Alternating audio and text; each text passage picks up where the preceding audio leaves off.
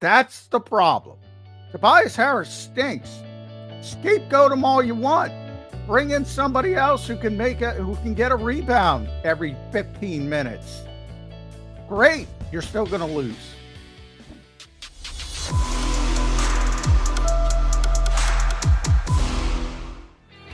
Welcome back in, everybody. A Friday edition of Birds 365 following the NFL draft. Joined now by the great Mark Farzetta. Mark, welcome to the show, man.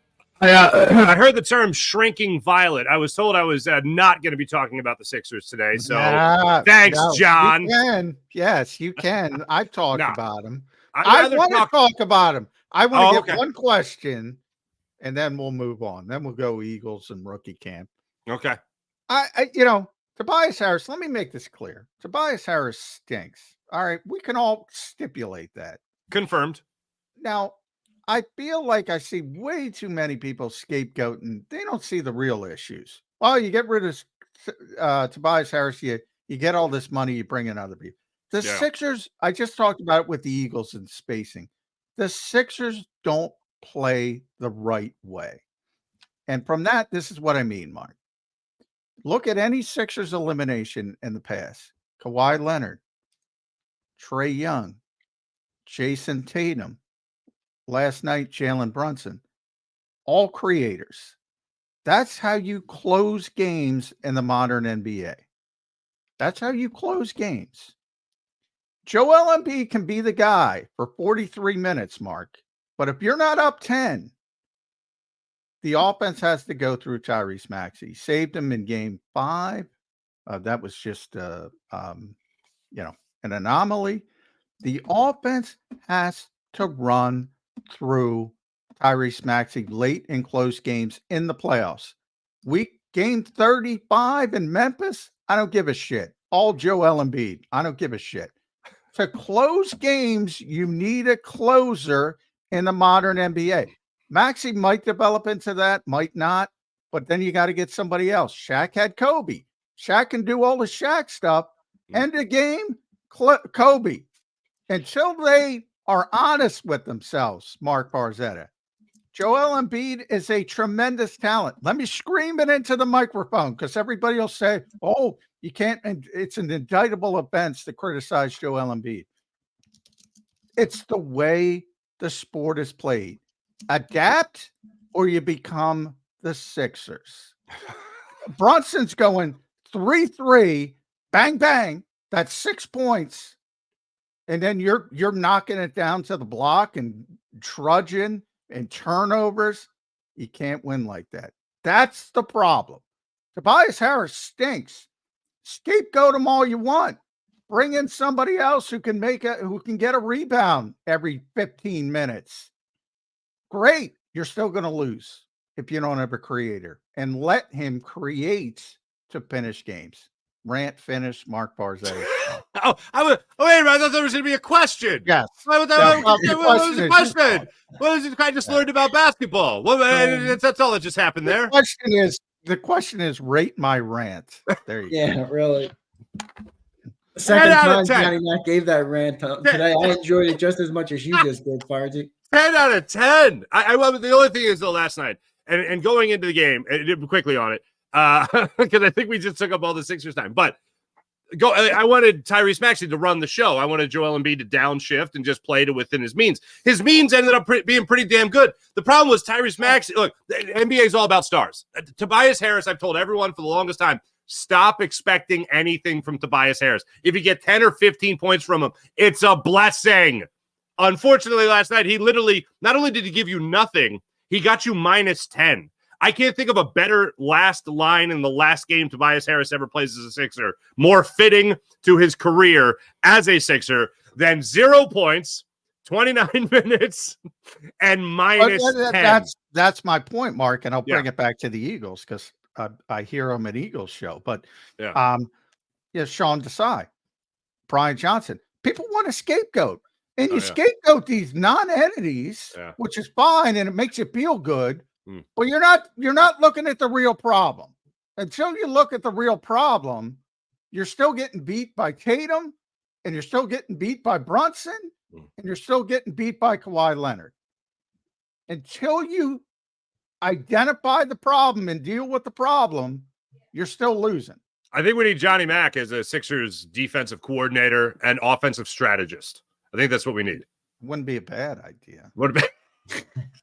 You wouldn't have had that blown coverage. You wouldn't have had that blown coverage that left Josh Hart alone at the top of the key at the end of the game. You got to be willing to step on some toes and say, and it's not easy. I'm not saying it's easy, because you got this organization, when it got Joel Embiid, was in the shitter. Let's be honest. They had no cachet.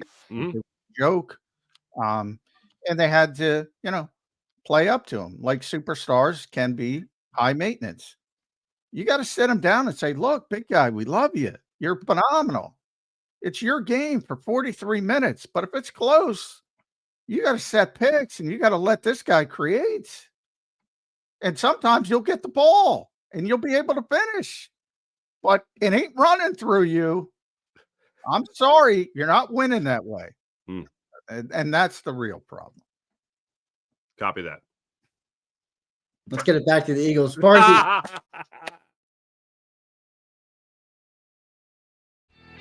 Welcome in, everybody. A Friday edition, a football Friday edition of Birds 365. Not a basketball Friday edition of Birds 365. Johnny Mack, good Friday to you, sir. How are you? Yeah, it's like, I don't know. What sequel are we on now? It's like the Fast and the Furious. How many Fast and the Furious have they made, Xander? I don't know. But 9 now, 8 or 9. That's like the Sixers see. They're just the same thing over and over and over again. I don't know. People, people buy into it, and they've already convinced themselves. Not everybody. There's more people getting understanding what's going on a little bit each year. But now it's Tobias Harris, and this is what I talk about with scapegoaters. And I had to explain this morning. Look, the guy's awful. So your assumption that, you just replace Tobias and everything's fine, you're blaming a non-entity for the way the Sixers play, and they don't play the right way to win the modern game. So you can insert a better role player, whatever. If you look at every Sixers elimination, what does it have in common? Kawhi Leonard, Trae Young, Jason Tatum, and now Jalen Brunson.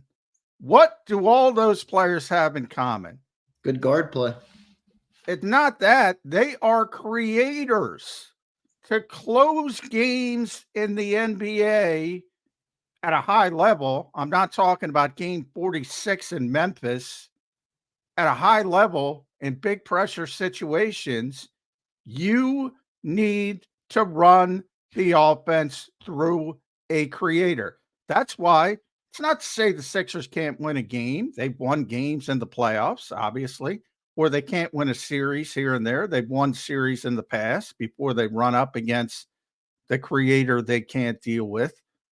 That's the modern game. I don't even like it. I wish we could return to the days of Will Chamberlain. I'm with you. Doesn't work that way. Adapt or you become the Sixers. The Sixers have to be up 10 with 4 minutes left to close games. Because if you just start throwing it into the big guy, I know it's illegal.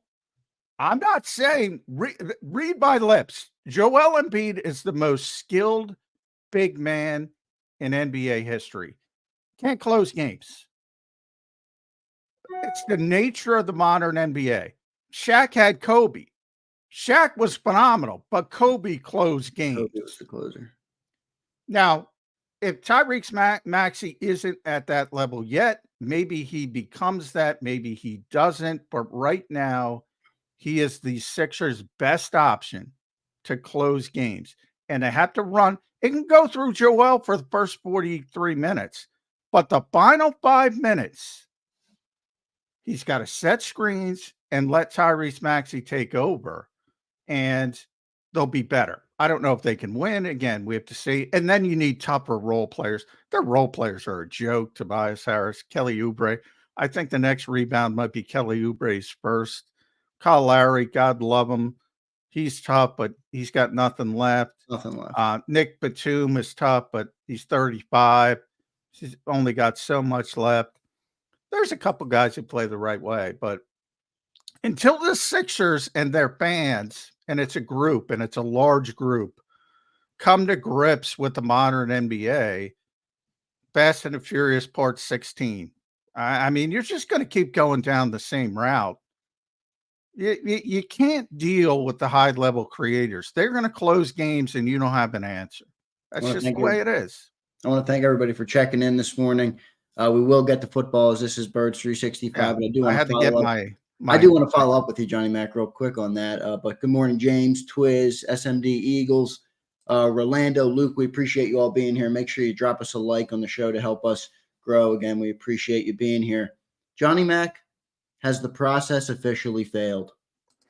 That failed long ago. It's not well. You got to get off the process, all Sixers fans, because I know, but that's the result of the process. Resulted in Embiid. The process resulted in our love affair with Embiid. We went through the misery to land a player like him. Now we also landed Ben and Markelle, and all those guys are gone. But when Embiid's gone, the process has officially failed. Are we at that point? You know, I used to talk about this with Mike Gill on the radio in South Jersey. I said from day one, practically, it can't fail because the people that love it will keep moving the goalpost. And it's exactly, I'm not Nostradamus. It was easily predictable. And they kept moving the goalpost. At first, it became championships. So by that definition, it's an absolute failure. But then it became relevancy, and they keep moving the bar. So look, if you want to be right, you're right. They ended up with a great player. They could have had much more if they did better things. And then you have the other crew that will argue that, well, they didn't let Sam Hinkie finish. And those people are dumb because it's the real world. It's not a vacuum. So, when Sam Hinkie wrote his 13-page manifesto when he got fired, saying, well, Josh Harris told me I'd have as much time as I needed. Well, all right. My mom and dad told me Santa Claus existed when I was younger. You're a grown man in the world of professional sports. There's going to be outside pressure for the dumb shit you were doing. So, no, it was a failure by their original objection, which was a championship. It was a failure. And can they reverse course now that we're so far down the line? Only if they change the mentality. One thing, for those who don't know, I used to cover the Sixers. There was like a 5-year span, and I covered the NBA. There was like a 5-year span before I was in between it. I was covering the NFL and I was covering the NBA and the Sixers a lot here. Yeah, many people don't know that. Johnny Mac is very well versed in basketball. Yeah, and well, I don't know about that, but anyway. Yeah, I think you are. The modern game and all, and I don't like it. It just is what it is, and it's the proliferation of threes, and you have this group because it's easy. And this is the thing I talk about with the Eagles and Brian and Johnson, because we're an Eagles show. I got to get it back to the Eagles. And Brian Johnson, Sean Desai last year, Matt Patricia, whomever you want to scapegoat in the past, Mike Rowe. It's easy to scapegoat. You don't want to look at the real problem, so you scapegoat somebody else. It's not a Philadelphia thing. It happens. Well, last question for you, Johnny Mac, on the Sixers, and we'll get into the rookie camp, and we'll talk Eagles all the rest of the show. We have Paul Domowitch coming up in hour number 1, and then later on in the show, we have Mark Farzetta from the Farzy Show. So we'll have 2 good guests to talk Eagles draft and everything. How do you fix it? Is it get rid of Embiid? Is it build around Maxey? If Johnny Mac was it was in Daryl Morey's shoes with $50 million to spend, some expiring contracts, what are you doing? Well, you need tougher-minded players. Like as goofy as it sounds, they could have used Beverly. You need red star players. You need red star players. You need the stars, but you see the Knicks role players. They're tough mentally. They're physical. They out effort the Sixers pretty much consistently. You need those types of role players, but you have to win with stars. You have to convince Joel Embiid of what I just said. Look, he can be the guy for 43 minutes. He can be the guy the whole regular season. And he can be the guy for 43 minutes. But in a close game, I'm sorry, it can't run through him in a close game against big-time closers because he's going to be too slow with it. He's going to turn it over. We've seen this again and again and again. And you can't be afraid. The Sixers, and I know this for a fact, Tom Moore and guys who cover the team day to day after I left, very early in his career, the Sixers were what Sam Hinkie made them to be, losers. And they didn't have a lot of cachet, and they're trying to make Joel and Ben happy, and they didn't want to upset them, and they catered to them. And that's just part of the superstar lifestyle. But if you want to win, much like, and Shaq is the best comparison. Look, because of Shaq free throw issues and all that, they would hack a Shaq at times and say, all right, we're going to put this big goofball on the line, and he'll miss one or two. And, all of a sudden we can play the math game. And then it became, all right, it's Kobe's time. And they won championships. Now, I'm not trying to compare Tyrese Maxey to Kobe Bryant, but he's the best the Sixers have right now. And he can continue to develop until they come to that epiphany and convince Joel Embiid, look, we love you. You're great. Final 5 minutes aren't yours, buddy. Sorry. And then you can fit in the role players. And yes, you need tougher people than Tobias Harris and Kelly Oubre. And the tough people the Sixers have are all 35. Yeah. Like you said, I like the Batum guy, but he's 35. He doesn't have much left. Yeah.